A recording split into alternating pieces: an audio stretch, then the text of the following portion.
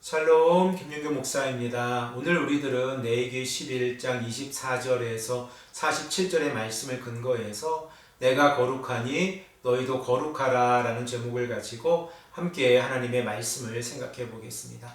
우리들은 레위기 11장 1절에서 23절의 말씀을 통하여 정결한 동물과 부정한 동물을 나누는 기준을 네 가지로 생각을 해 보았습니다. 이 시간에 짧게 정리를 해 보겠습니다. 첫 번째로 땅에 사는 짐승과 관련해서는 색임질을 하면서 굽이 갈라진 짐승만이 정결해서 먹을 수가 있습니다. 그리고 두 번째로 물속에 사는 물고기 가운데에서는 지느러미가 있고 비늘이 있는 물고기만을 먹을 수 있습니다. 그리고 세 번째로 공중을 날아다니는 새들과 관련돼서는 맹금류는 먹을 수가 없고 각종 비둘기와 닭과 메추라기, 사육한 오리, 그리고 집 참새는 먹을 수가 있습니다. 그리고 마지막 네 번째로 날아다니는 곤충과 관련돼서는 날개가 있는 곤충은 먹을 수가 없지만 관절이 있어서 뛰는 곤충은 먹을 수 있다는 사실을 우리가 생각을 해 보았습니다.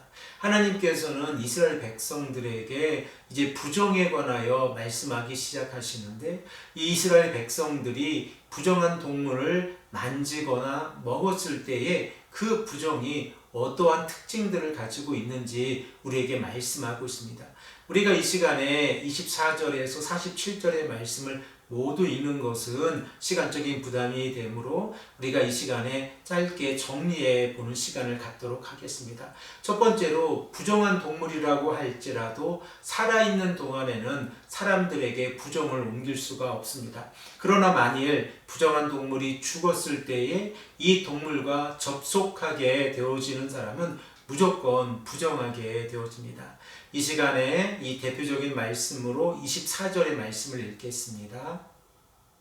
이런 것은 너희를 부정하게 하나니 누구든지 이것들의 죽음을 만지면 저녁까지 부정할 것이며.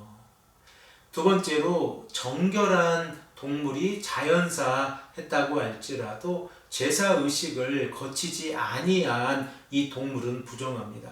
그래서 이러한 동물들은 자연사한 동물이라고 할지라도 그리고 그 동물이 정결한 동물이라고 할지라도 먹을 수 없고 그 사체를 만진 사람은 저녁까지 부정합니다. 이러한 특징을 우리가 이 말씀을 통하여 생각해 볼 수 있는데 39절의 말씀을 우리가 대표로 읽겠습니다. 너희가 먹을 만한 짐승이 죽을 때에 그 죽음을 만지는 자는 저녁까지 부정할 것이며. 세 번째로 죽은 동물을 만지거나 먹는 사람은 일시적인 부정에 이르게 되어집니다. 이 시간에 28절의 말씀을 읽겠습니다. 그 죽음을 옮기는 자는 그 옷을 빨지니 저녁까지 부정하리라. 그것들이 내게 부정하니라.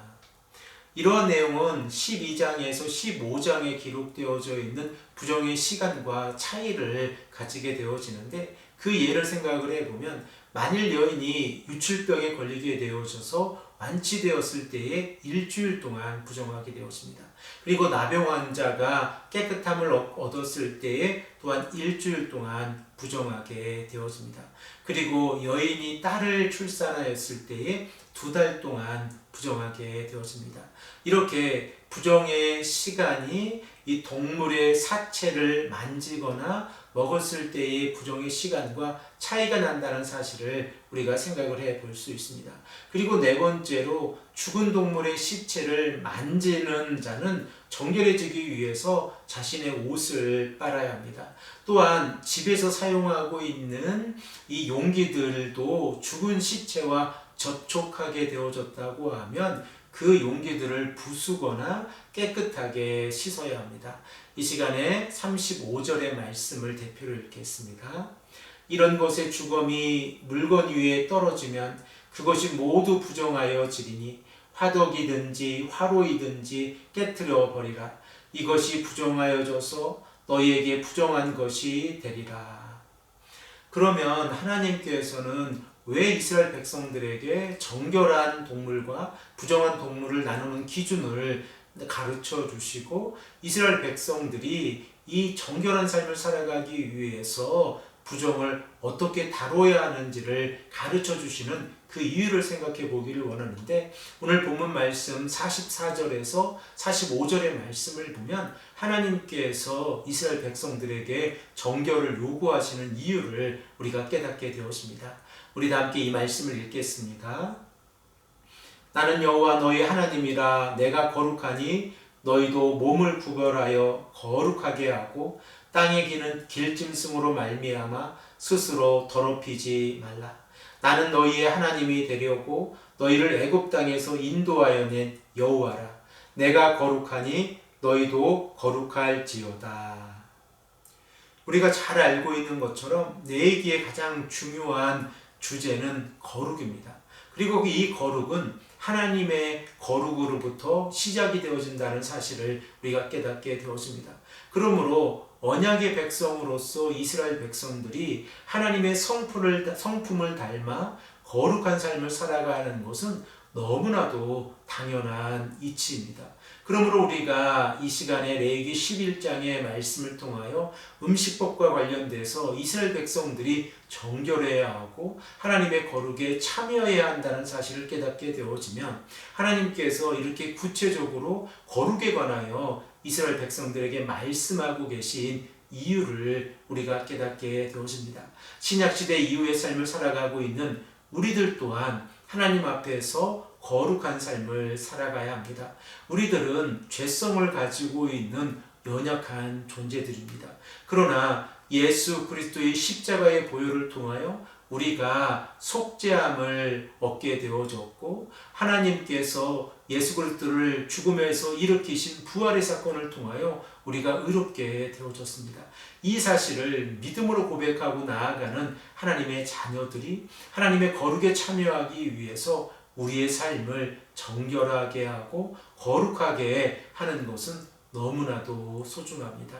이 아침에 우리가 하나님 앞에서 간절히 기도할 때에 하나님께서 원하시는 이 거룩이 어떠한 모습인가를 우리가 깨닫기를 소망합니다. 그리고 하나님께서 온전히 우리에게 거룩을 요구하시는 이 거룩에 순종할 수 있도록 우리가 이 시간에 하나님 앞에서 간절히 기도하기를 소망합니다. 함께 기도드리겠습니다. 아버지 하나님, 감사합니다. 오늘도 우리에게 말씀하셔서 하나님 앞에서 거룩한 삶을 살아가는 것이 얼마나 소중한지 깨닫게 하시니 감사합니다. 오늘 하루의 삶 가운데에서도 하나님 앞에서 거룩하게 살아갈 수 있도록 인도하여 주시옵소서.